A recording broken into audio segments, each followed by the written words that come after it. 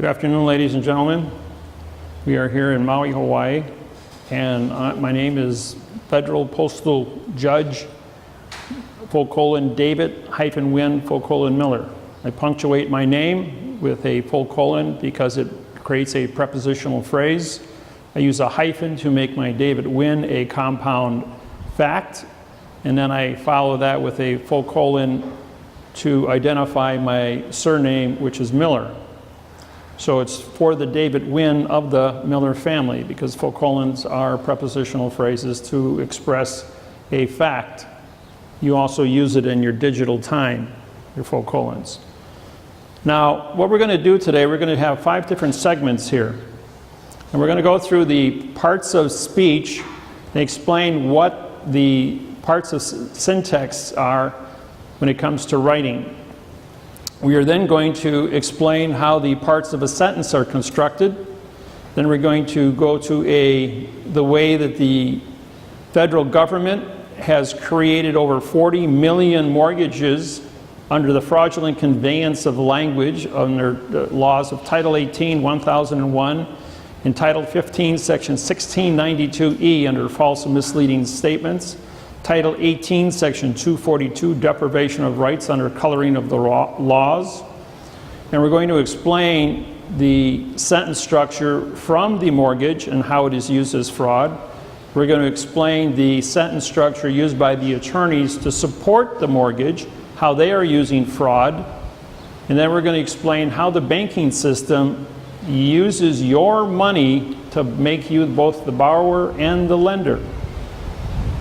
So they don't have the jurisdiction or the venue to foreclose your property, only be a servicing agent for that conclusion. So what we're going to start with first is the parts of speech.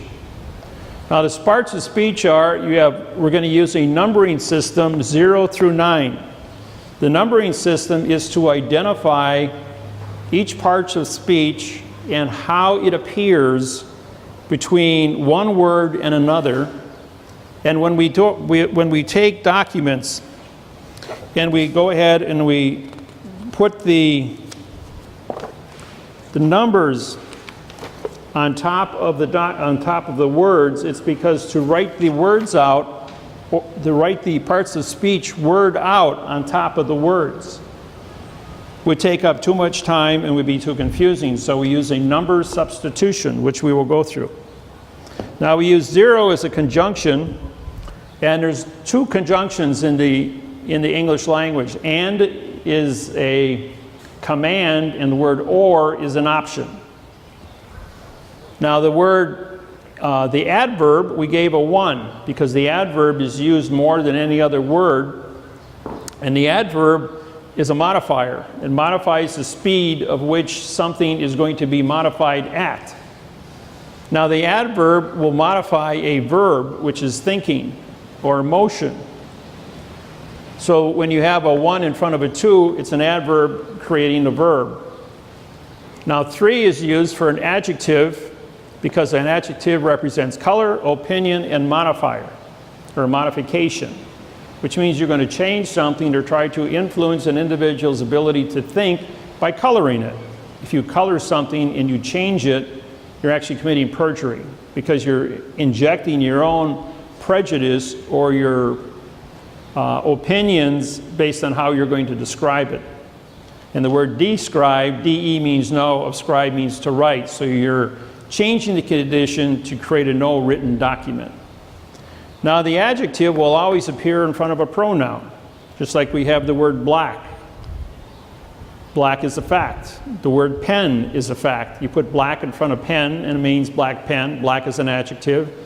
And it prejudices the word pen. You could use the word cobalt or carbon pen, because carbon is black, and it also is a shade of black.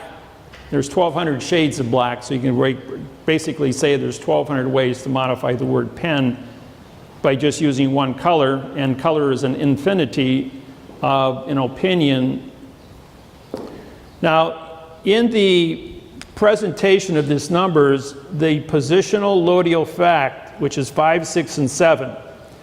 The position of a word identifies using the ABC alphabet.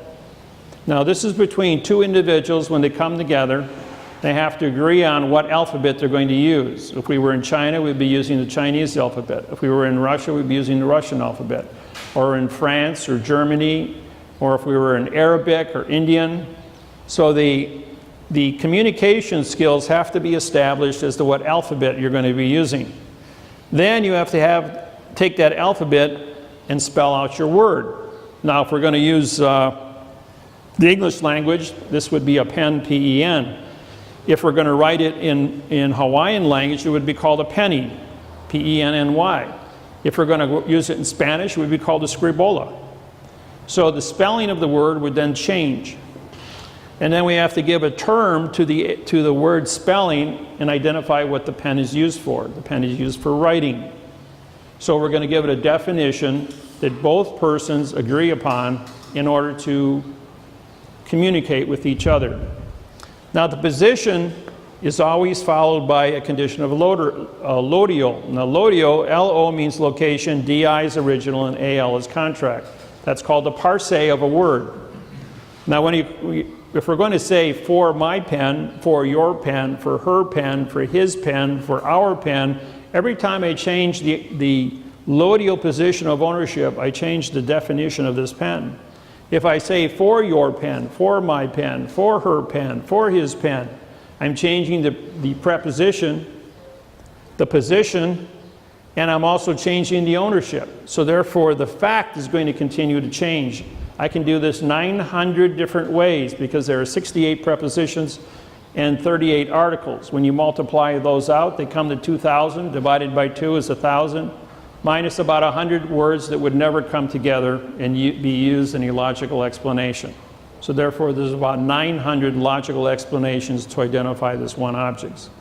When you take two objects using a prepositional phrase and you bring them together, now you have for the black of the pen, or for the pen of the black. You have black, which is a fact, and you have pen, which is a fact. Well, 900 times 900 is 810,000 variables that you can write this combination into. When you add a third word to this, for the black of the pen with the writing, now writing would then become a condition of a fact. And now we have 900 times 810,000 gives me 720 million. For the black of the pen is with the writing on the paper. Now we have four words. 900 times 720,000 is 640 million variables. So you can see this can become a very large, complicated document when you're going into a mathematical certification to create a correct prepositional phrase or a correct structural sentence, better known as a parse syntax grammar. Now, number 8, the 5 of a position always comes in front of a 6, which always comes in front of a 7, which is a fact. Now, when we went to school, they taught us to use a preposition, pre meaning no position, an article, which is spelled A-R-T, which is a vowel and 2 consonants, which means no contract. So if you had no position and no contract, you'd have a noun, N-O-U-N, which is no-no. Now, if you have a no-no, you have nothing. So they lied to us when they went to school. So we had to create a new paradigm of communications called the position lodial fact. The next factor was the past time and the future time. The past always comes before the future, and 8 always comes in front of 9. So it was a natural phenomena of the way that the numbers fall in, because an adverb comes before a verb, an adverb comes in front of an adjective, the adjective comes before the pronoun, the position, the lodial, and the fact are always kept together as a 5, 6, 7, and the past always comes in front of the future. Now, the past can be a word used as from, or any word ending in ed would represent a past. If you have when we went to school, they taught us that a sentence must be one thought. So we have a one venue or one condition of thought, which is the correct parse syntax grammar. However, in the world of fraud, which means you're going to have going to the store from the house. Now we have two different time factors of from and to, which is now a lie because now we have two conditions of time and it's no longer a single thought sentence. So this generates when you're into fraud, fiction, lies, perjury, false, guessing, presumption, assumption. These are the world of our court systems, attorneys, and lawyers. And this is what's been going on this planet for 8,500 years. Now on April 6, 1988, the mathematical interface on grammar was perfected by myself, and it was published. And 2 days after that, the United States Secret Service showed up at my door and said, "You realize what you've done? You've just disqualified every treaty, trust, and contract between 5,000 languages for 8,500 years." When the world learns of how this mathematical interface will correct the world, there will be a world reset on communication skills, banking, international contracts, trade agreements. And so it's going to impact the way the entire planet has to do business. Now, man has never gone to war over a math problem in the history of mankind. By bringing communication skills into a mathematical procedure where we have the values certified both frontwards and backwards in every single sentence that we write. Example, for the bridge is over the water. For the water is under the bridge. Over and under are opposite prepositions, and both sentences represent the same picture. Now, if we drop the word for, which was a position, and we just say the water is under the bridge is over the water. The becomes an adverb, making bridge to be a verb. Is an adverb, making over to be a verb. The is an adverb, making water to be a verb. There's no such thing as a water, over, or bridge verb, because of the modification which is represented by an adverb. All positions and all lodials, or all prepositions and all articles, when used as independent words, become adverbs. And therefore they create modification, which is your change and your perjury, and will then destroy the contents of your contracts. Now the second position we're going to do here is with the instructions on how a sentence is created. Now a sentence goes through, we use a minimum of 7 positions. We use the preposition for to start every sentence in this program because for is the strongest of the positions to start a sentence out with. We've looked at all 68 positions and we've looked at all 38 articles. And we've reduced the program to the words a, and, the, this, these. Sometimes we use the word through, T-H-R-O-U-G-H, or T-H-R-U. But this is the lion's share of 99% of the prepositional, of the articles that are used in our grammar. Also the word an appears in front of any word that starts with a vowel. That's one of the exceptions to the rules. Now, when you're constructing a sentence, the rules and regulations of constructing a sentence are the same rules and regulations that even a fiction court must go through to establish an individual's ability to stand trial. So what we've done is we have perfected that all sentences that are used in every one of our documents, and we average about 60 to 100 different sentences, but each sentence qualifies under the rules of what a court has to establish in order to be a court. And the very first thing a court must establish is the word knowledge. Does the person have the knowledge to understand what is being said to them? If I was speaking to you in Japanese or Chinese or Russian and you only understood English, we wouldn't be able to communicate with each other. So therefore we wouldn't have a knowledge communication between us.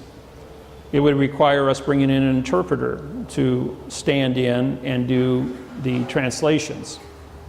But what we're doing here is the first thing that a court has to establish is your cause. What is the knowledge or educational limitations of all individuals in the courtroom? Once you have established that you have a knowledge, you then have a consequence, which would be of the. For the is your knowledge, of the is your consequence. And the consequence is going to be how many facts have you established through your knowledge. Once your knowledge is established as facts in your brain, it's like a computer. In order to bring any information out of your brain or out of a computer, you have to think. And thinking then becomes the verb of action. You have is as a singular and are as a plural. So the verb thinking now becomes these are the only two verbs in English languages, is and are. Running is not a verb. Jumping is not a verb. Driving is not a verb. Trespassing is not a verb. Parking is not a verb. You have to think before you can do these conditions of a fact. So when the sign says no parking, no is an adverb making parking into a verb. So they've lied, because you can never create the negative condition of any state. You can't create the negative condition of a fact. So by saying no parking, that's an oxymoron, and it's against the law. Now when you say against the law, that's a prepositional phrase. Against means no contract. The is an adverb, against is a position, the is an adverb making law a fact. So if you're against the fact, and you're using no contract or no trespassing, no is an adverb making trespassing a violation of the use of that is a condition of state. It should say for the trespassing on this land is with the fee of the $5,000, or for the parking of the cars with the fee of the $500. These are performance contracts which are positive. If you have a positive performance contract, you then have the ability to say, I gave you a positive performance, you agreed to trespass, you agreed to perform, and therefore you have a duty through this performance contract. Now, after you establish your thinking capacity to move the fact backed up by the knowledge, you have to create a possessive. With is your position of a possessive. And the possessive is used, we use the word claim because gold miners filed claims. They didn't file mortgages. They didn't ask for permission. When they discovered gold, which starts with the word AU, they have an authority. And so they filed gold claims. Then they had to make a decision on to what the claim is. Is it a positive claim or a negative claim? Did they have a damage, which is negative, or did they have an equity, which is positive? The second part, now that you've established with as a possessive, you now have a contract term using of the. And now you're going to go ahead and take this possessive and you're going to put it into a contract term to define the plus or negative of that contract term. This sentence could be as small as seven words or 7 facts, or as large as a 200-word sentence, which I place in all my documents, just to show that when you're going through a mathematical procedure to get to the conclusion from the beginning of a fact, there is a path that you have to follow. Now, after you have a with of, you go back to another with, which is a possessive of the laws, rules, regulation, codes, duties. And then you have to assign the authorization of the word by. By is the position to give the authorization, the author, the authentic of who created this document, who wrote this sentence. And authorization always runs backwards. So the last word in the sentence becomes the authority. Now, if I read this sentence backwards, by would become for, and of would become with, and with would become of, because those are the opposite prepositions, just like over, under, in, out, through, around. So if I read this for and authority of the laws, rules, regulations, and codes, now I can go back up, pick up my verb is or are, with the contract terms of the possessive claim, with the consequential facts by the cause or the claimant's knowledge. In this case, we would have a claimant who would be the individual who would have the knowledge. So reading the sentence both frontwards and backwards has the same volition and the same sense as it did frontwards, and that's how you can certify. that the sentence was written correctly in the first place. And what we do is, if you do grafting, now the easiest way to learn how to do sentence structure is to graft it by taking all your positions and isolating those. See, now I have all the positions. Now I have the same lodio throughout. The only exception here is and, because we're in front of a vowel. But if this is going to be the, then it's going to be gender neutral. If it's this, it'll be specific first person. If it's these, it'll be specific plural. So as you're using, you can use the word a, which is also specific plural, specific singular. You say for a cause of a consequence is with a possessive of the contract with a law by an authority. See, if I change the article, the sentence still makes sense because the article is going to show you an ownership. Ownership specific, first person, gender neutral, or plural. But your prepositions are going to be the correct way by which this is mathematically certified. Now, my computer that I use to write these documents has, I guess you could say, artificial intelligence, because it has learned through all the thousands of contracts that have gone through it, that if I use the wrong preposition, or I put two withs together, two ofs together, I'll get a red line, a green line, or a blue line under my prepositional phrase telling me that's not the standard by which you have established in this computer, and I'll have to go back and look at it a second time.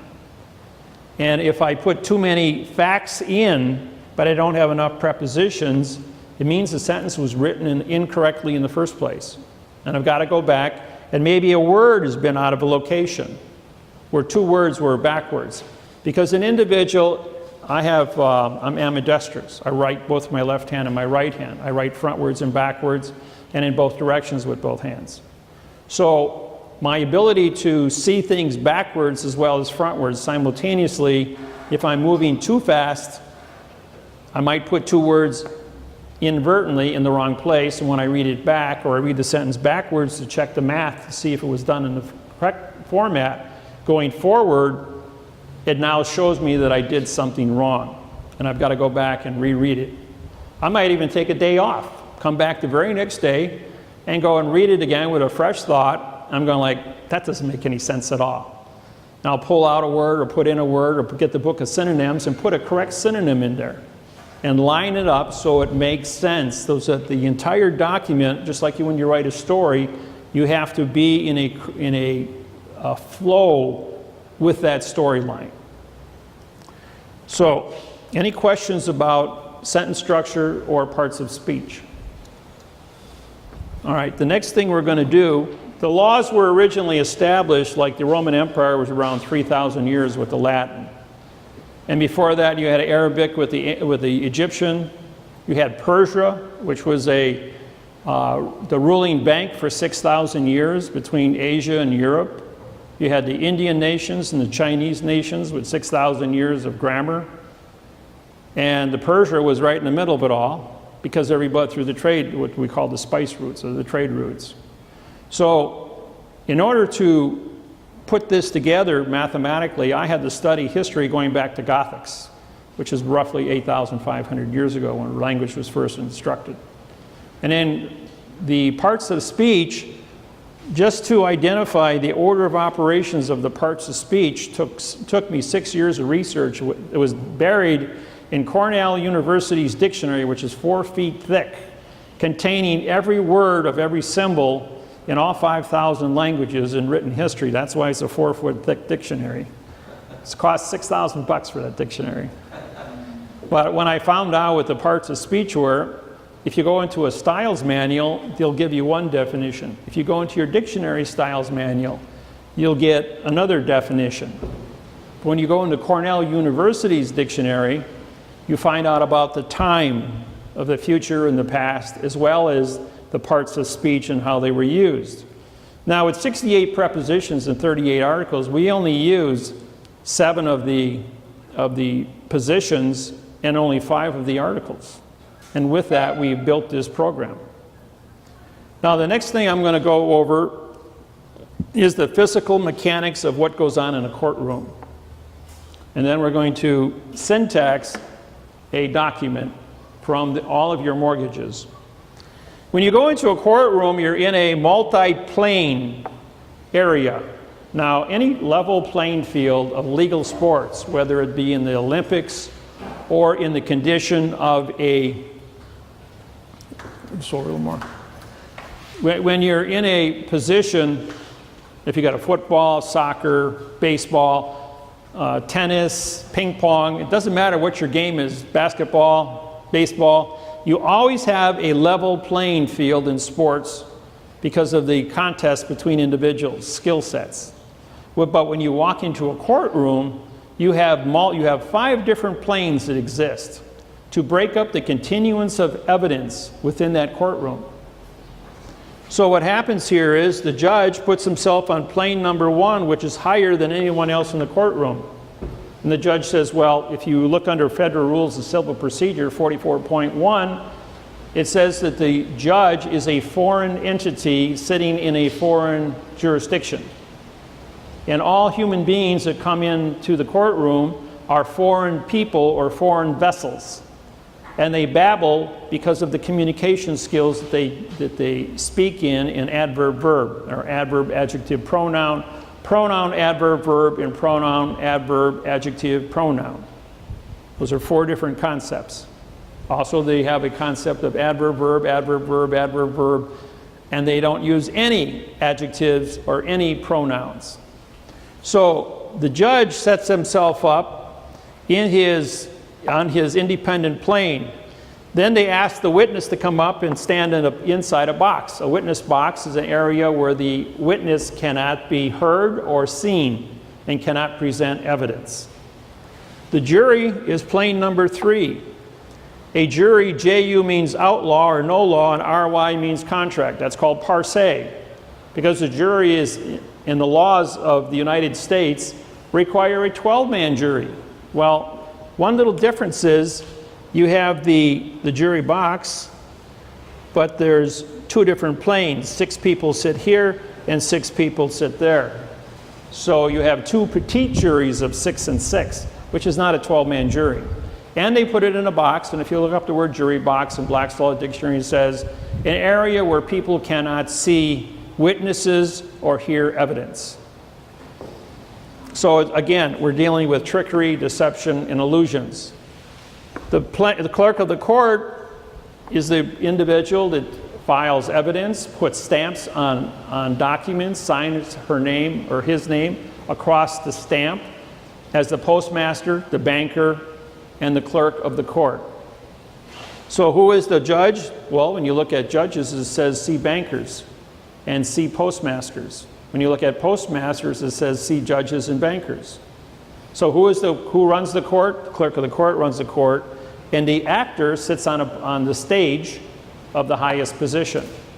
When you go into a theater, which you have your theater seating, which goes up, and then you have a stage. And an actor stands on the stage because the actor is on a contract.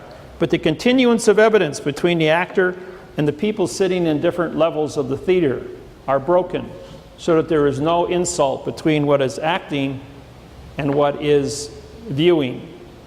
Now the actor, ACT, is a vowel and 2 consonants, which means no contract. So there's no continuance of evidence between the actor and the audience. The same thing in the courtroom. There's no continuance of evidence between the actor and what is going on in the courtroom. Now, all the grammar that is used in the courtroom between the attorneys, the lawyers, the judge, are all fictitiously conveyed. Because in the world of fiction, 6 plus 6 equals all numbers in the universe, 3 plus 3 equals all numbers in the universe in the world of fiction except 6. In the world of the fact, 3 plus 3 equals 6. And there can be no other conclusion to that statement. But if you say does 2 plus 2 equal 4, TO plus TOO equals FOR. TWO and TOO equals FORE. Did you hear what I said, what I meant when I said what I said, what I meant what I said? The point I just made to you is that if you get into an oral argument, the terminology of your definitions are lost in the translation of sound. Therefore, Pharaoh in 4700 BC said, "So it is written, so it shall be done." The reason for that is you have to write the facts down and use the correct sentence structure, communication, parse, syntax, grammar. Otherwise, the information or the formation of what you are saying to another individual will not be accepted. You have to be correct. So what we're going to do here is we're going to take this first sentence. This comes from the Fannie Mae Freddie Mac mortgage. It's on page 12 of the mortgage. And it contains 43 words. And I'm going to go ahead and syntax this using the number system on the chart here. Now, borrower is going to be a pronoun. Shall is going to be an adverb in the future time. So I give it a 1.9. Be then becomes a verb. So we give it a 2. In is an adverb making default to mean no fault as a verb. If now becomes a pronoun for any becomes an adverb making action ACT, a vowel and 2 consonants. So this becomes a no contract because an act means no and ION is contract. So you have a no contract word used here as a verb. Or becomes a gender neutral, so that becomes a 0. Proceedings. PRO means no, and proceeding is used here as a pronoun followed by a comma. Whether becomes the adverb making civil to be a verb, or again is a neutral conjunction. Criminal also becomes a 2. Now the reason criminal here becomes civil, if we do whether criminal or civil, or whether civil or criminal, or becomes a neutral conjunction, that whatever number appears before it would normally appear after it if a comma is used. If there is no comma, and this was become, let's say the word civil or criminal procedures, then this would be a 2, or it would be a 0, and criminal procedures would be a 3 and a 4, because we would have a 2 compound facts. Is an adverb. Yes, making begin to become a pronoun. No. This becomes a pronoun. Is begun becomes an adverb. That becomes a verb. In is an adverb, making lenders possessive of judgment to now become a pronoun. Could is a future tense adverb. Results means no contract, used as a verb. In is an adverb, making the word foreclosure. For means the word no, of closure. So if you have no closure, they're advertising that the contract doesn't use legal sentence structure. They're saying that there is no closure for the modification of grammar within this terminology. So your documents that you're in possession of become a verb, in this case, an adjective. Foreclosure becomes an adjective of the pronoun of. The is an adverb, modifies the property to be a verb. Now, PRO means no, PER is person, and TY is contract. No person contract.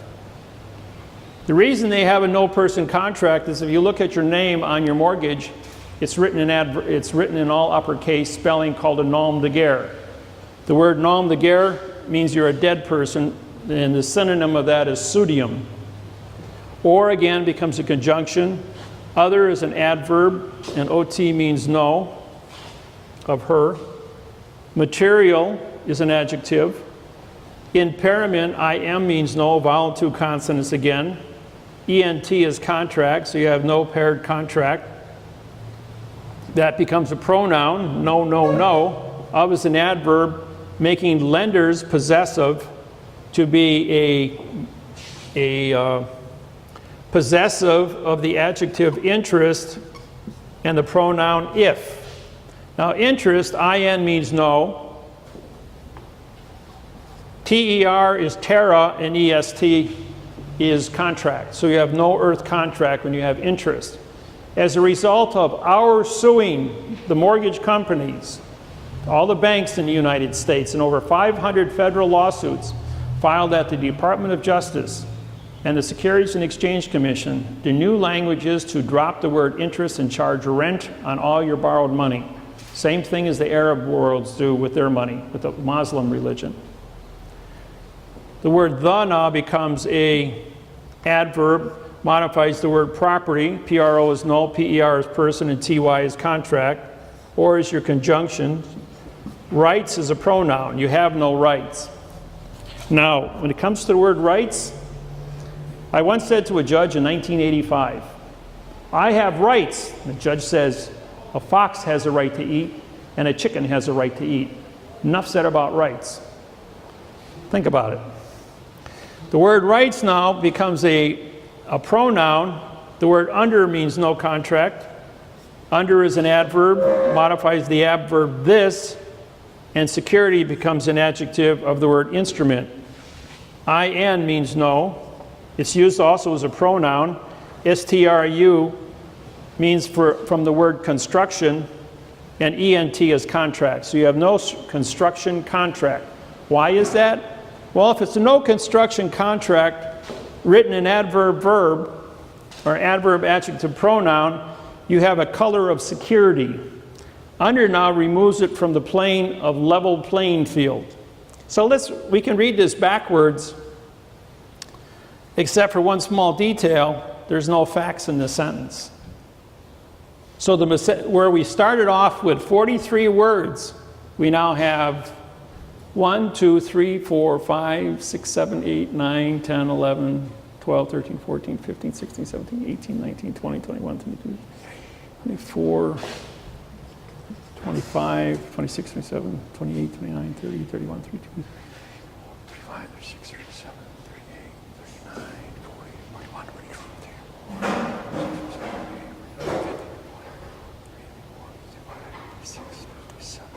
We have 57 mistakes out of 43 words in this sentence. So when we go to reconstruct this document, the document is actually saying that this is in error. You don't have a contract because all these words, when you look up the value of these words based on these numbers, you will not find a definition in the dictionary. Now, if you take, what is the lawyer going to do, or an attorney? The attorney is going to take this sentence and say, that makes sense to him. And we're going to go ahead and say that this is the fact, and we're going to file a complaint from an attorney. So we went ahead and we wrote up the attorney's answer. A true, which now becomes a verb. Truth is not a verb. It's a condition of state. And is a conjunction. Correct copy becomes an adjective pronoun. Of is an adverb, making which to be a verb. Is an adverb, making attraction to be a no attached. Is a no contract. Adjective. The ed is in past time, voiding the now time of hereto becoming a pronoun. As is an adverb, making exhibit to be a no contract. And because this is in quotation marks, exhibit A, it's been removed from the paper. Because the exhibit that they are presenting to the court is also void. The same thing as the lawsuit is void. Plaintiff, Emerson, purchased, ed, in this case, that's a pronoun. All is the adverb. A vowel and two consonants. Not only is the word all is a very unique word because it can't be proven. It's a vowel and two consonants because you can never prove all.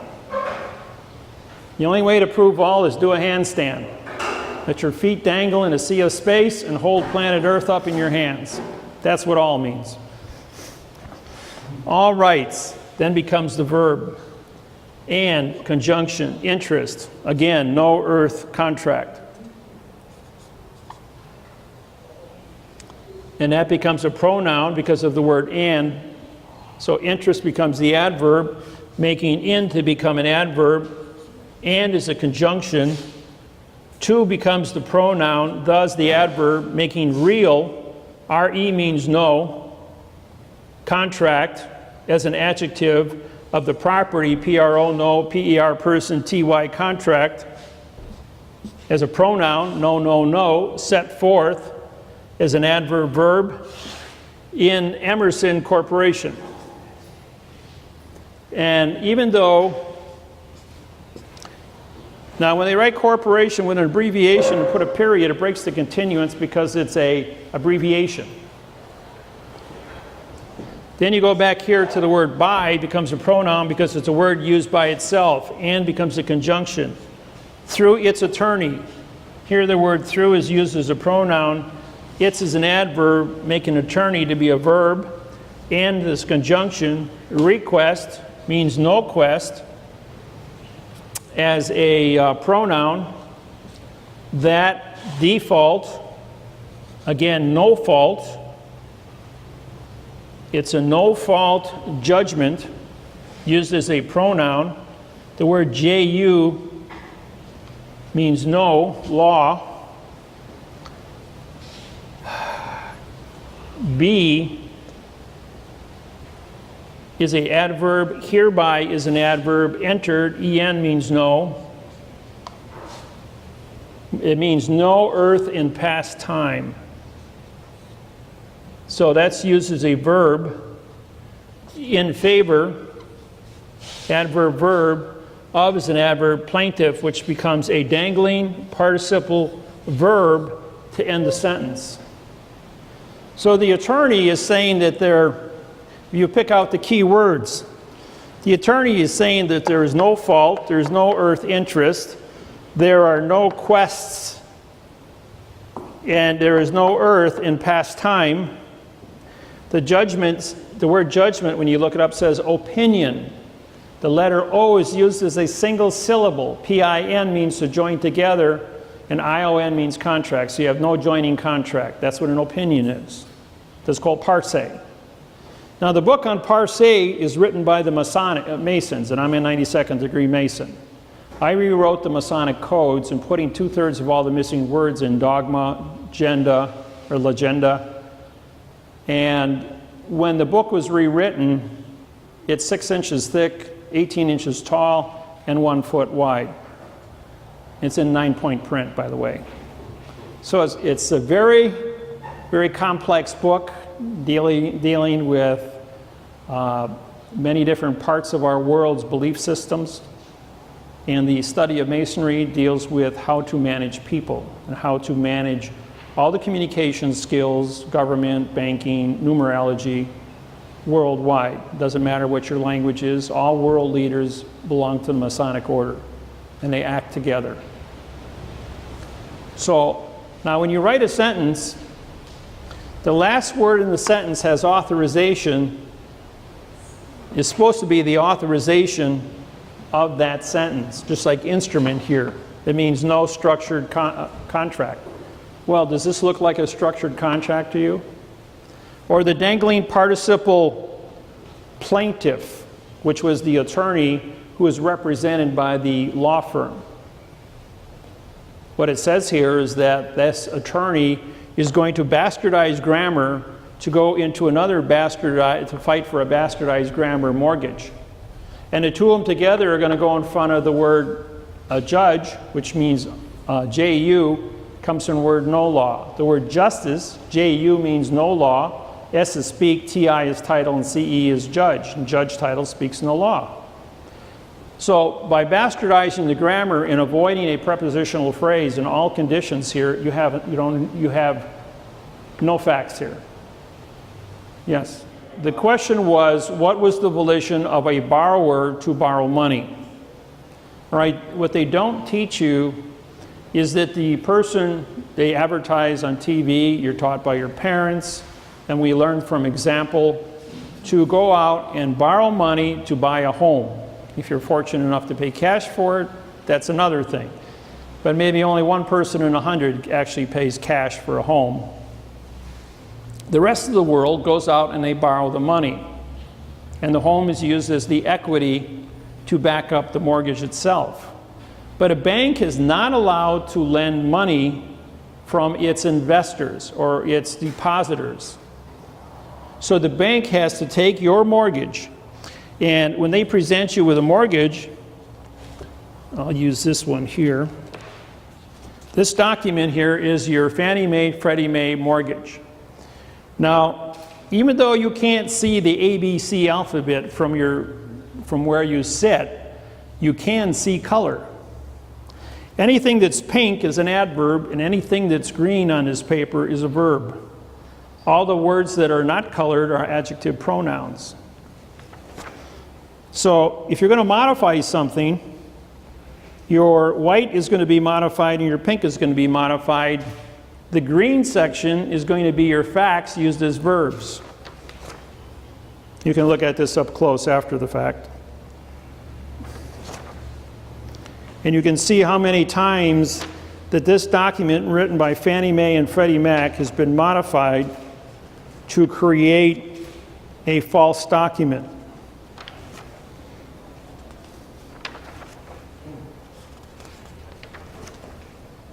These are just adverb verbs. And finally, we just identified the adverbs by just putting the pink on the paper. There's 100 adverbs out of 300 words. Again, 100 adverbs out of 300 words. And then when you get back to your signature, your autograph page in this document, the autograph page only has room for you to sign, not the bank. So it's a unilateral contract. So you go ahead and you sign this false document. And then the bank takes this false document to a treasury window where the person standing at the treasury window hands over to the bank $500,000 so you can buy your house. They say, well, we got a mortgage here. And the person who is going to hand that bank that mortgage money is a second grade reading level or a fiction level like this, reading level, and doesn't understand what correct parsé syntax grammar looks like. So they cut a check and give it to the bank. And the bank goes back, and the ABC bank goes ahead and they make a deposit into the ABC account with the $500,000, and now under the laws of fraction banking, because they now have a $500,000 deposit, create $5 million. Then they take that $5 million on day 2, and they write a check for $500,000, and they run it back over under Title 15, Section 1635A of the 3-day rescission law, and they give the money back to the Treasury saying, we canceled the mortgage, we canceled the loan, we're not going to borrow this money from this person's security account, Social Security account. Then they turn around and they go back and they write a note. NO means no and TE means contract, that's parsé. So now we have a no contract note where the entire document has boxes. All the numbers are placed in independent boxes. All the written words are placed into another set of boxes. A box is an enclosed area under the rules of styles of all the world's style manuals for advertising.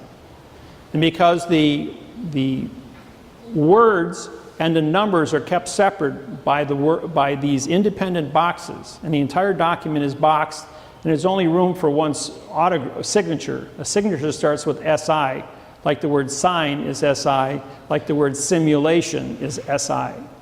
When you have an autograph, which is the way I punctuate my name here, David-Wynn, Miller, that's called an autograph.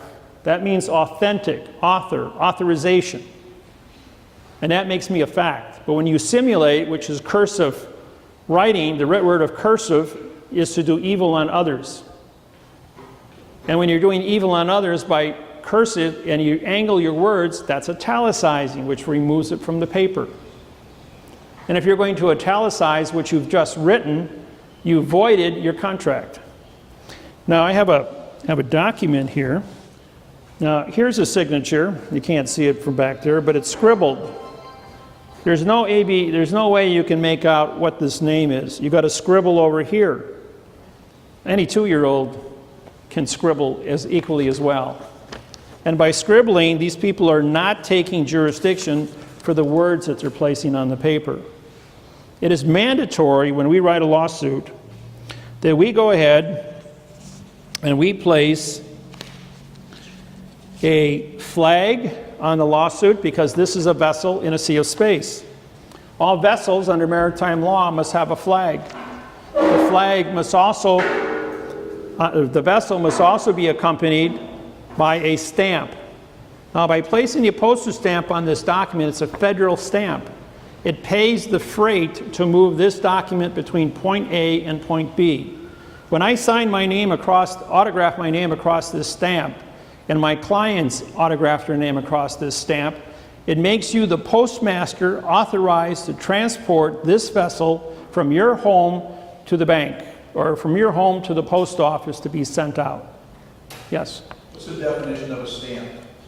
A stamp is a certification from the post office. There's only one postal service on planet Earth, by the way. It's called the Universal Postal Union. The Universal Postal Union is responsible for all vessels on planet Earth. In other words, all 9 billion people.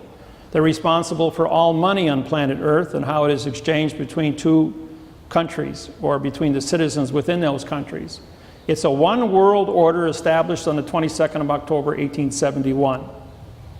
That's our modern day. In the past, in Rome, you know, even with Jesus, you had, when a tax man came up to him, he says, give unto Caesar what is Caesar, give unto God what is God's. What face is on Caesar's coin? So if you're going to use Caesar's coin for the value, and his military is going to protect the value of that coin for what it is, then pay Caesar his taxes to guarantee the value of it. If you go out to a tropical island in the South Pacific, they use coral beads. Some places they use different types of stone. They had to have different types of exchange that were set up by their kings within their community, because they were a closed community. They had to measure value so that there was fairness between how much work an individual did and for trade within the community. People figure it out, believe it or not. When you get them together, they will figure out some form of an exchange system. The stamp is the exchange system to move freight between point A and point B, and like this is a vessel in a sea of space, it has to be transported.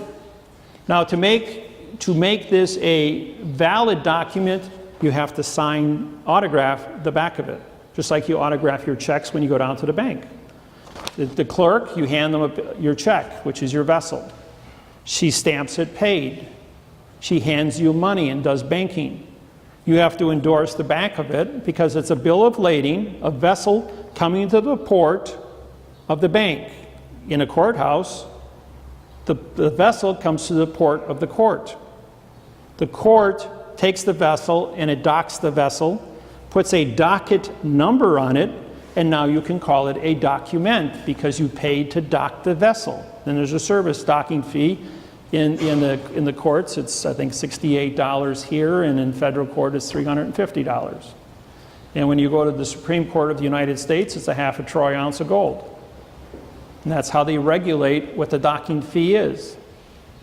So it's all about maritime vessels.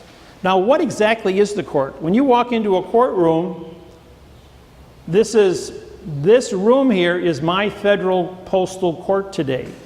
We have documents signed, we have stamps on it, and we're explaining to you the mechanics of how this court process functions. The federal postal court can only do grammar. We can only syntax the words on the grammar for the fraud that is perpetrated on them. This becomes the forensic evidence that is necessary. Because when you hand me your mortgage and I have forensic evidence in my hand that a lie has been committed, and this is how many mistakes are taking place in every sentence, and then a lawyer wants to answer back to you and create the same lie, we have a conspiracy here. A conspiracy under Title 18, 1001, which is fictitious conveyance of language, Title 15, Section 1692E, which is false and misleading statements, carries a $25 million fine and 30 years in prison, Title 15, Section 78FF. Now, because you are depriving or stopping witnesses and evidence from bringing correctness to the court, this is called a deprivation. Under coloring of the law, that's Title 18-242. That carries a 15-year prison sentence and a $15,000 fine. Perjury is a $5,000 fine and 5 years in prison. Fictitious conveyance of language is a 10-year, $10,000 fine. When you take and you deprive someone and reduce them through trickery, through this kind of trickery, it's called racketeering or RICO. Title 18, 1961 carries a 30-year prison sentence and a $1 million fine. And because you send it through this goes through the mail, and the bank is sending you invoices which are fraud as this are through the mail and asking you for money, that's mail fraud. That's Title 18, 1341. That carries a $1 million fine and 30 years in prison to extort money through the mail. When you get done with this, you got a 62-year prison sentence and about $32 million total in fines that are going to be accumulated. All based on physical evidence. This is where you got to go out and prove you got a sore back or you got a bent fender on your car. These are written words on a piece of paper as forensic evidence. And these documents get bonded. You don't see a staple here because staple is not a bonding. It's a mechanical device. These are bonded with super glue. So you can glue it, you can stitch it with a sewing machine because the pilferation of the holes are like a fingerprint. Or you can rivet it with brass rivets. In 1998, I sent Janet Reno, Secretary of State Janet Reno, a letter about her false and misleading statements. She sent me back 2 sheets of paper with 6 3/8-inch diameter brass rivets to hold 2 sheets of paper together. She says, you want to talk about maritime bonding? Well, here's maritime bonding. Only person in my entire career 34 years that ever used brass rivets. But it just shows that she understood maritime law. So the bank goes ahead and they take your Social Security money and they lend it to you. The bank does not have title to the property. They do not have a note because it's been written in modified grammar and all the numbers are boxed. They don't have a contract because it's bastardized, written in fiction language. This is straight lines and curved lines on a piece of paper called ART, A-R-T, which is a vowel and 2 consonants, which means no contract. So therefore, if you put things in perspective, when they're using their words called real property, RE being no contract, and property being no person's contract, they're telling you, they're advertising to you through parse that we have no contracts here, that you are a nothing. We nom de guerre your name. Now, if you look up nom de guerre as a dead person, pseudium, and you look at the laws under maritime codes, can a dead person own land or write contracts? The answer is no, it's forbidden. So they go ahead and they bastardize the grammar, so there is no contract. And no is an adverb making a negative adverb, which makes contract into a verb fiction. Again, this goes into a vicious circle of modification and trickery and deception over and over and over again. And when we go ahead and we bring a correct parse syntax grammar document to the court, everyone's familiar with the date 12/21/2012? The Mayan calendar, the beginning of the end of the world.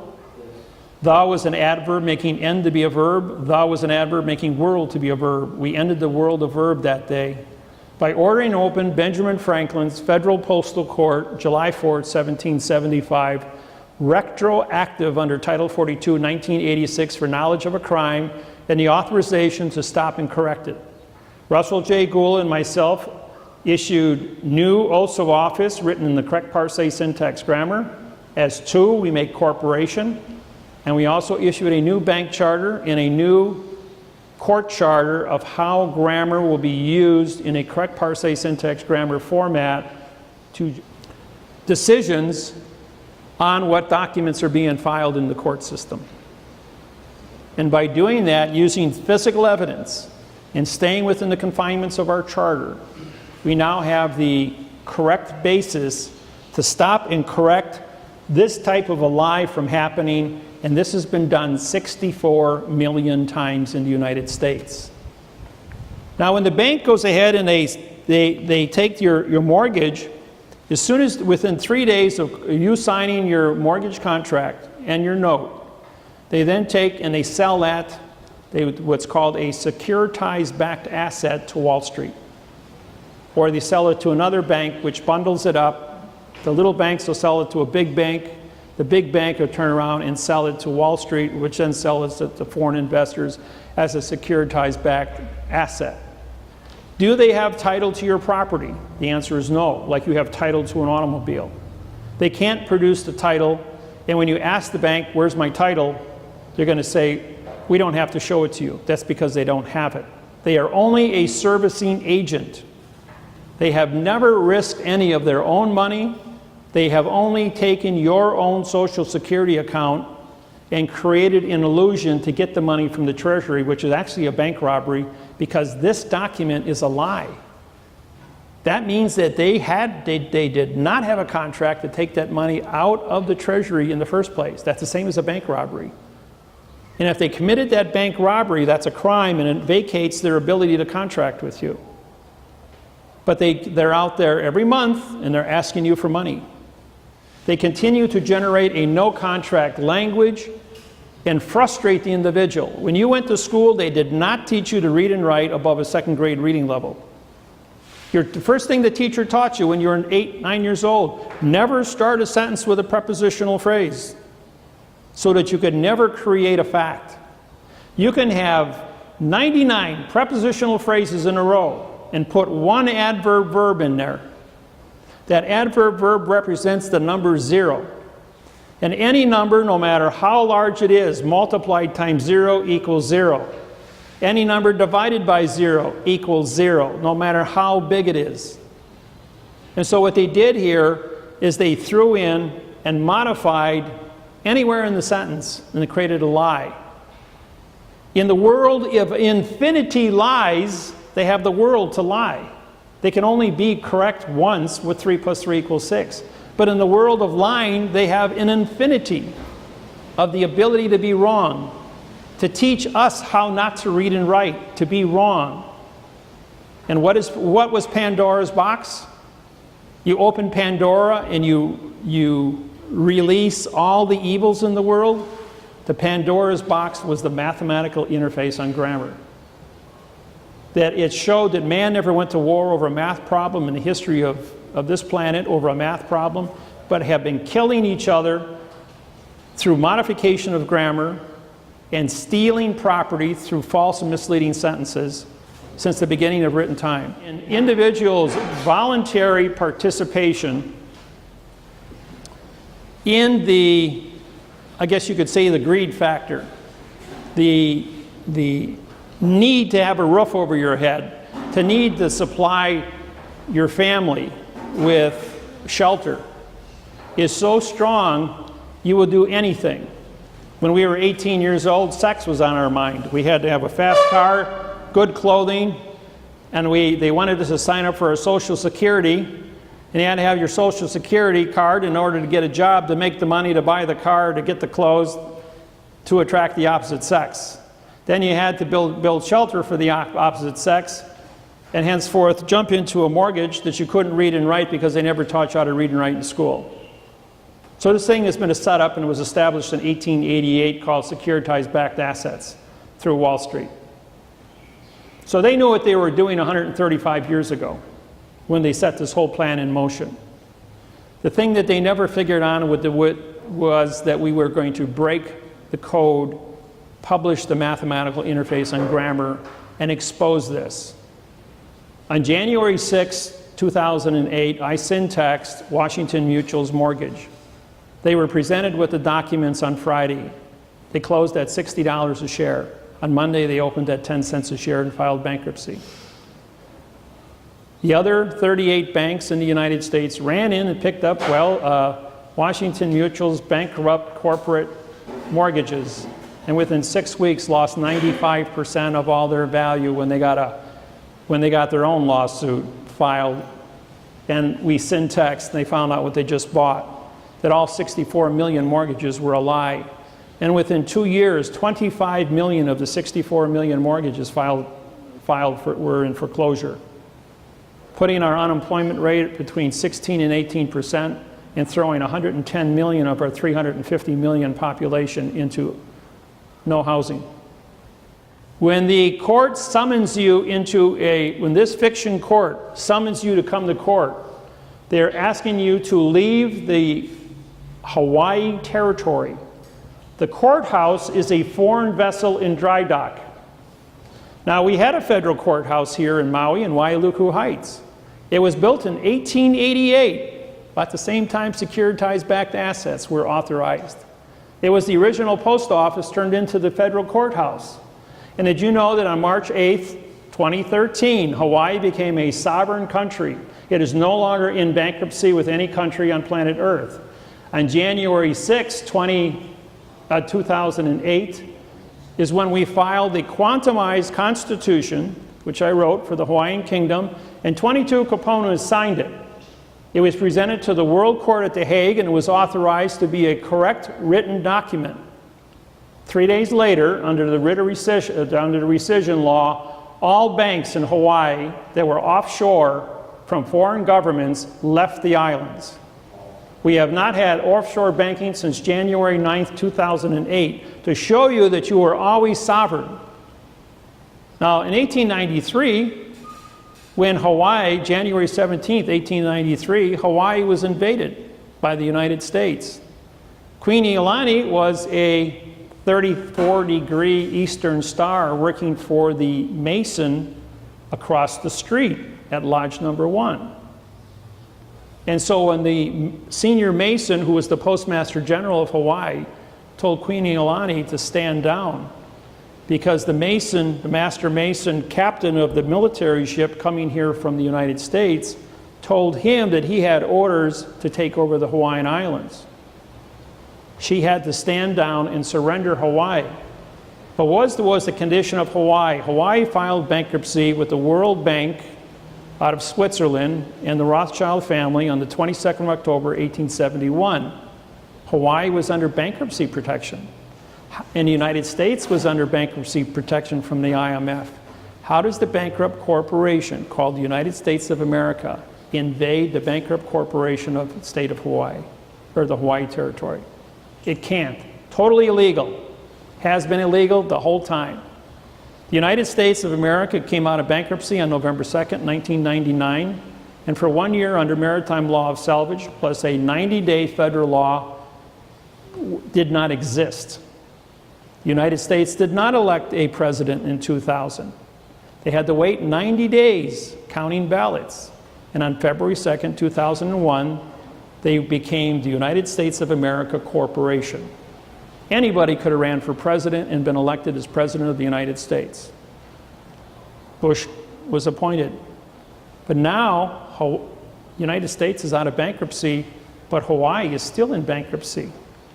A sovereign country can't invade a bankrupt corporation. Hawaii should have been vacated on February 2nd, 2000, but they weren't.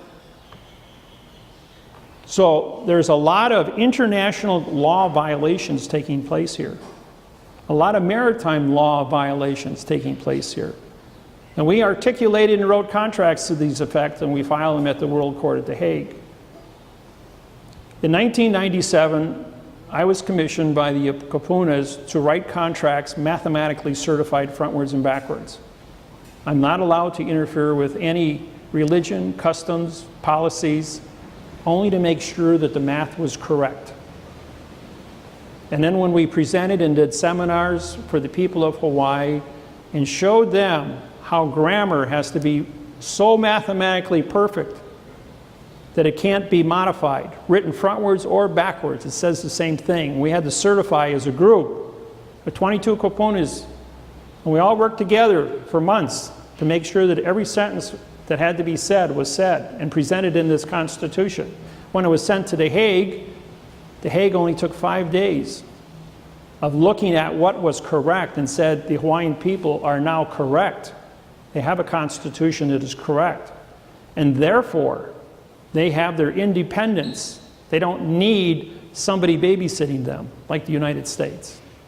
Even though we use the United States dollar here, we still have a constitution that says we can read and write, and all the documents that have been filed since those days have been all written in the correct parsing syntax grammar. And we continue to police fraudulent grammar like this and bring it to trial. We contact the Department of Justice, the Securities and Exchange Commission, the Consumer Fraud Protection Bureau out of Iowa City, Iowa, the postal inspectors, criminal division in Chicago, because these things go through the United States Priority Mail as fraudulently conveyed documents. You know what they say? These are not government employees, therefore we don't have any jurisdiction. The least common denominator between all these things is the American flag. The FBI, the CIA, the NSA, the KGB. Yeah, we send stuff to Russia. In 1998, shut down the entire postal service in the United States for 2 years, for 2 whole weeks. Because the Russians came back and said, hey, we got a document here that's written in the correct parsing syntax grammar, translated in the Russian in the correct parsing syntax grammar. In 6 weeks after that, Russia collapsed. The Senate, the Congress, the legislature of Russia were taken over by the KGB, and the Supreme Court were all put under arrest because of false and misleading statements. These documents, when they saw them, changed the entire politics, and the Cold War ended. And Russia became a capitalist country like the US. That was the first one to go down. When the United States government saw this here, the only thing they keep doing is we're asking the criminals to police the criminals. But if you look at their oath of office for all these different divisions, they're written in adverb verb, italicized and placed into a box, which say nothing. So they're not authorized to carry a gun or a badge because of the fictitious conveyance of language that they have perpetrated on the American people.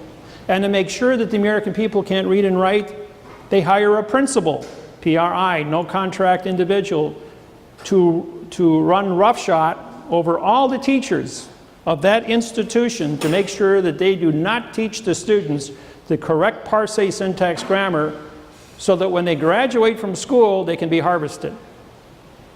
Anybody that had a 4.0 student grade point average, you knew that they were lying better than anybody else, or could be brainwashed better than anybody else. And the guy that was flunking, his brain wouldn't accept an adverb verb lie. And that's why 38% of the students quit high school, because they will not accept a lie and they don't want to be brainwashed down that far. So what's happening today is my website, the website is dwmlc.com.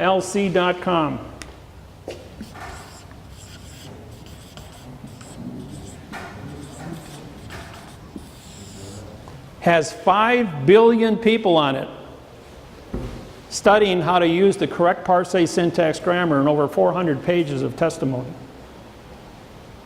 So what we have here is we have corrected, positively identified how we are being cheated.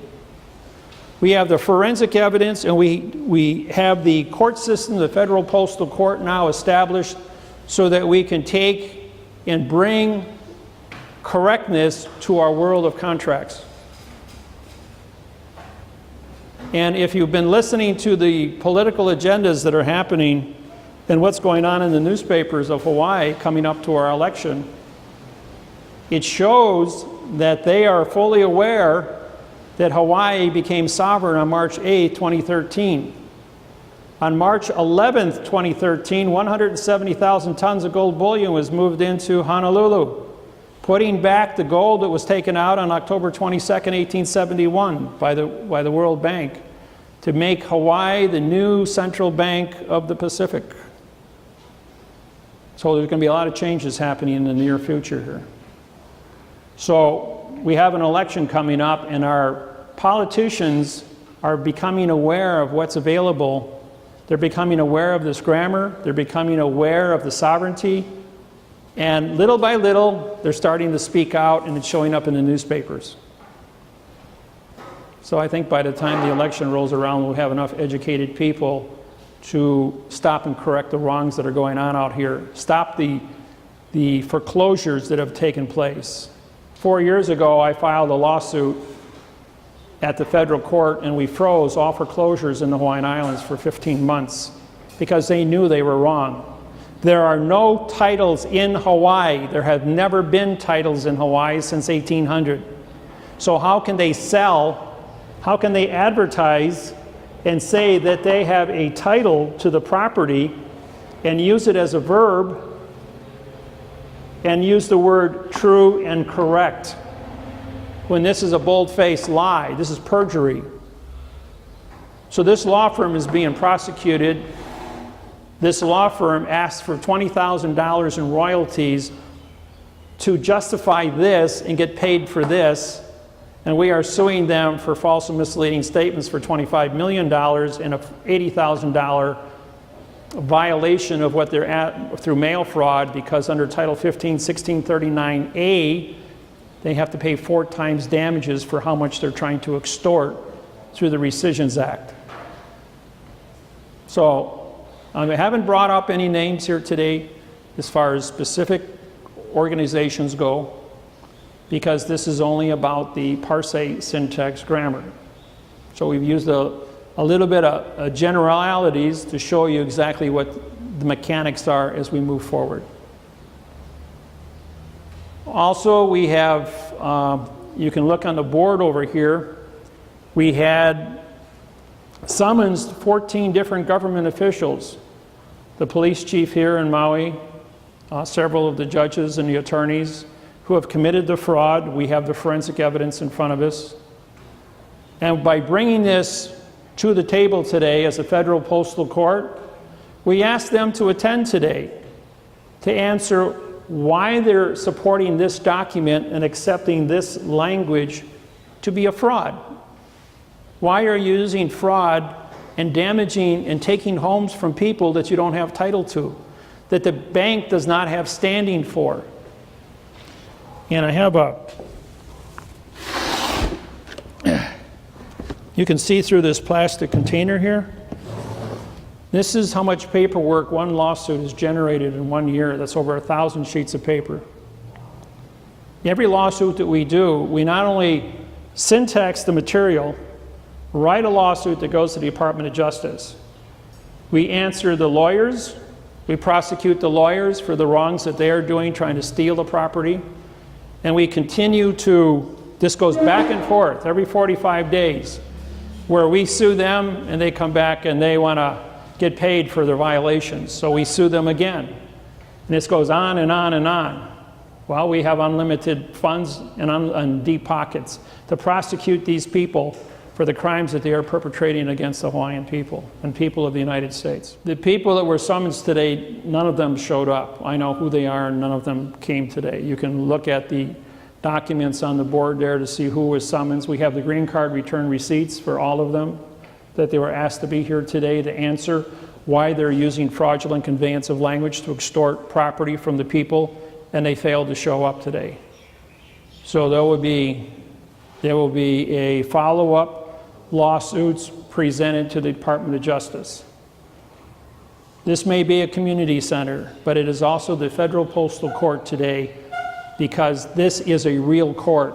This is a real, these are correct facts. Not real, but correct. The federal postal court, and I have authorization as a federal postal judge to tip staff sheriffs, and a tip staff is an officer of a federal court to go out and make arrests. The tip staff must also know how to read and write in the correct parse syntax grammar. Their guys don't. I know they don't. I've already questioned them. They don't even know what the definition of the word tip staff means. And when I went out and I questioned them, they're like deer in a headlight. So we have to get educated individuals that are willing to participate and become party to the tip staff in authorization. Now there's different organizations that are forming But if you form an organization or a police organization in adverb verb, in other words, in this kind of grammar, you do not have authorization. You're just another fiction suing another fiction, and the bigger fiction with guns and clubs are going to go ahead and take you into custody because you committed fraud under Title 18, 1001, and Title 15, Section 1692E. We have the upper hand at this time because we have a signed confession from every single judge, attorney, lawyer. I currently hold warrants on 33 judges of the 92 judges here in the Hawaiian Islands.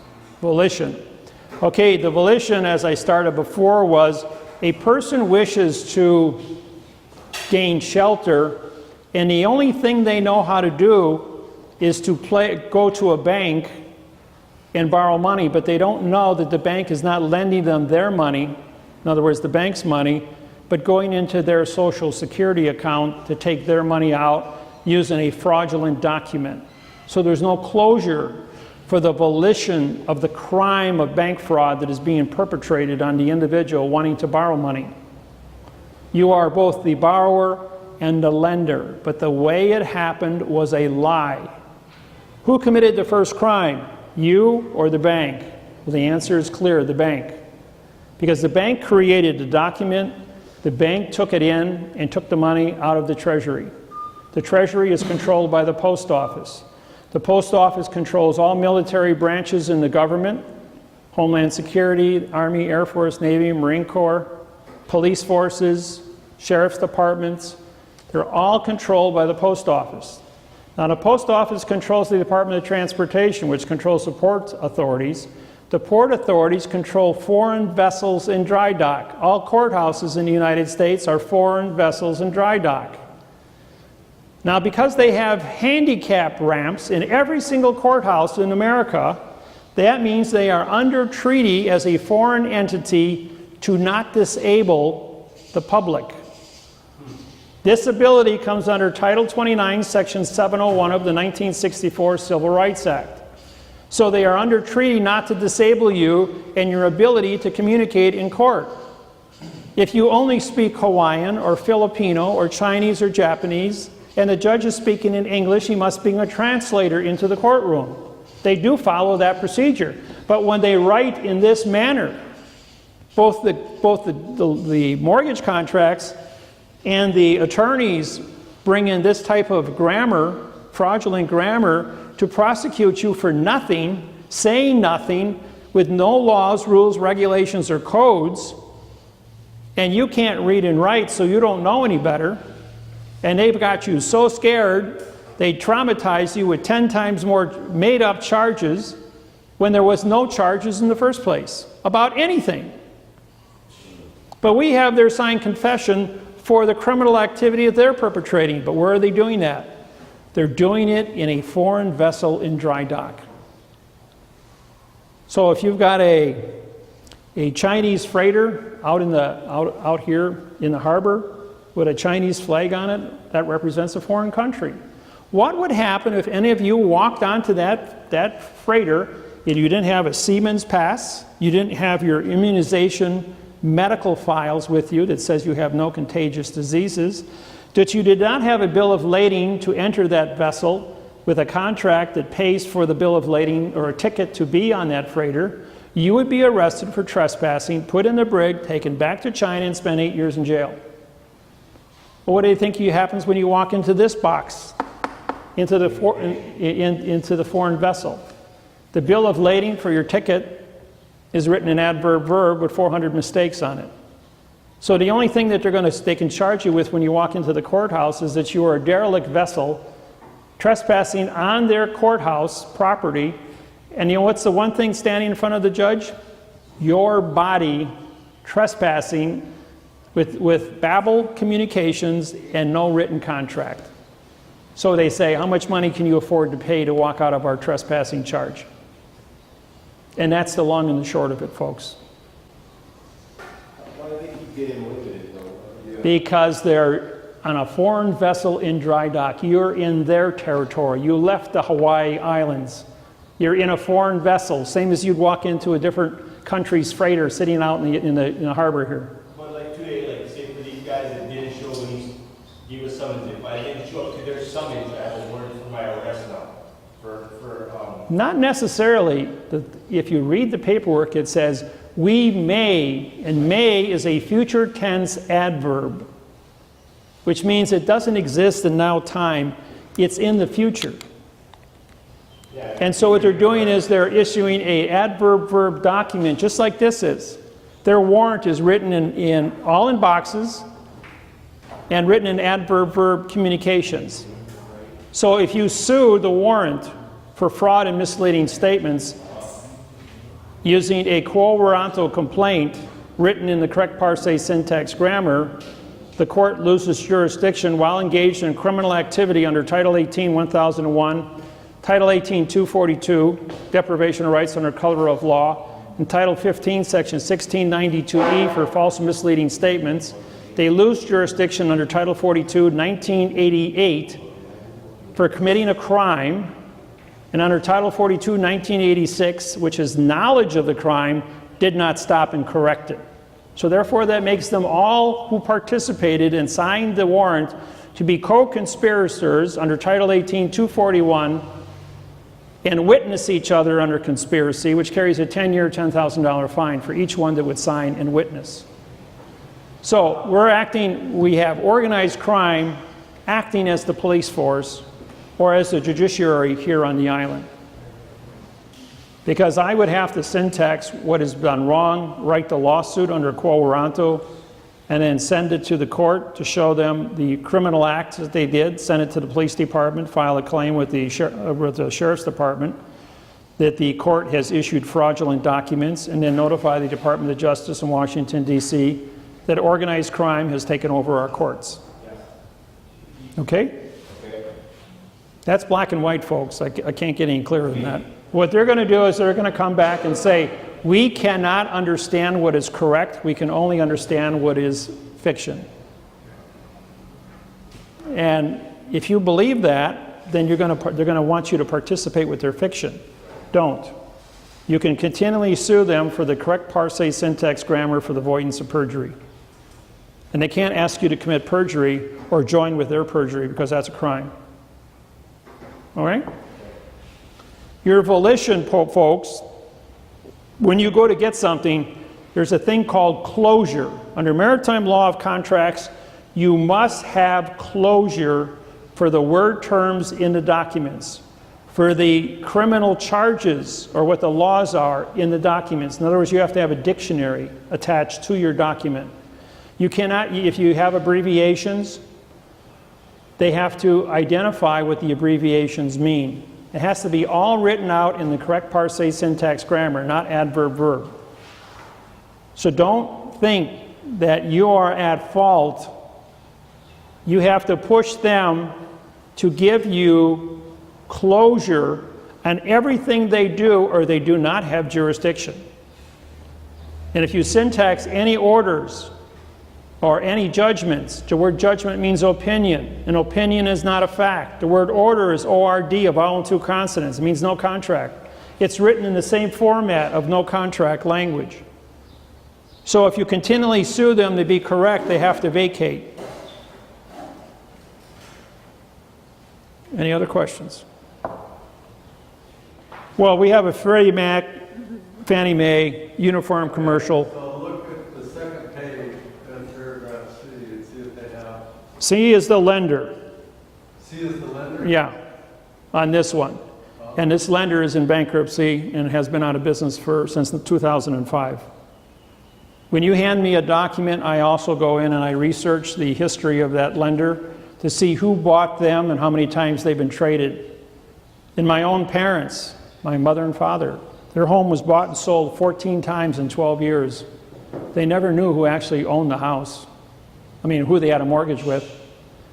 And even though they never missed a mortgage payment, according to the fifth person who had bought it and traded 5 times before their payment from number 1 got to number 5, started foreclosure because they never got the money was forwarded to them. Even though they kept selling the mortgage over and over and over again, so they buried it. The point I'm trying to make here is that the document was written 40 million times to be fraud. so that they go out and harvest the people. This was a setup from the get-go. MERS filed bankruptcy in 2002, never paid money, never received money, and never signed a contract. When the Department of Justice went to MERS for bank fraud, they said, for what? We never signed a document. They were using our name, and we're in bankruptcy. We don't have any connection with any of the banks since 2002. They reformulated in Delaware in 2012. But they still have not signed any mortgage contracts. They do not take money or pay money. They have no continuance of evidence to be appointed. That would be like me appointing the cameraman here to sell your house because I appointed him to sell your house even though there's no continuance of evidence. And then he gets to keep the money because I appointed him. That would be completely crazy. Gee, how can you be a nominee and a mortgagee? Can't. They can't be the mortgagee for the simple reason they never signed anything. But that would just be another layer of fraud. It's just another layer of fraud that they put on there to confuse a person who doesn't know what's going on. And you went out and you sued MERS, and the judge comes back and says, well, you sued MERS and they're not here in court today, so we got to continue this or we can't move forward. The judge fully knows that none of MERS has never existed in the first place. I can stop you right there because that is written just like this sentence up here. If I syntax that specific law and it has not been corrected in the correct parse, syntax, grammar, and now time, all 4 billion laws written in the United States codes say absolutely nothing. When I presented that to the federal court about 30 years ago, the court came back and said, all the codes in the United States, all 4 billion of them, are only suggestions by which we as judges have to make determinations. And because we are the foreign vessel in dry dock, we get to say that 3 plus 3 equals 7, or 8, or 9, or 20, or anything we want it to be. They just make it up as they go along. And I've been in so many courts where the judge says to me, David, we know who you are. We know that you do syntax. We know you're a federal postal judge, but you're in my vessel now, and I'm the king of my vessel, and I will determine who lives and who dies in my vessel. And I will make any law I want on my vessel. That's what these judges tell me when I walk into their courthouses. And yet, here in Hawaii, when I sit in the courtroom, I've seen 12 felony cases get a $20 court cost and walk out the door just because I'm sitting there. Because they don't want to perform a crime in front of me. Because when I walk out the door, I'm just going to go ahead and I'm going to syntax it. I'm going to drop a lawsuit on them. And they're going to look really foolish committing treason against the people. It's not worth it. Question. Where can we learn or start to learn how to parse? Okay, DWMLC.com has all the mechanics written down in over 400 pages of text. You can also go on the internet, type in David Wynn Miller videos, and there's over 200 hours of videos from our seminars. I've done 2,500 live seminars, TV, radio, internet broadcasts, live seminars where I come out.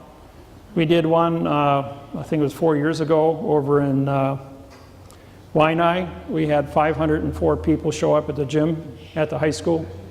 And that was when we announced the sovereignty of the Hawaiian Islands, when we found that we broke the code on when Hawaii became, when it all started, when the bankruptcy started. All right, but that's about it, folks, for our court today.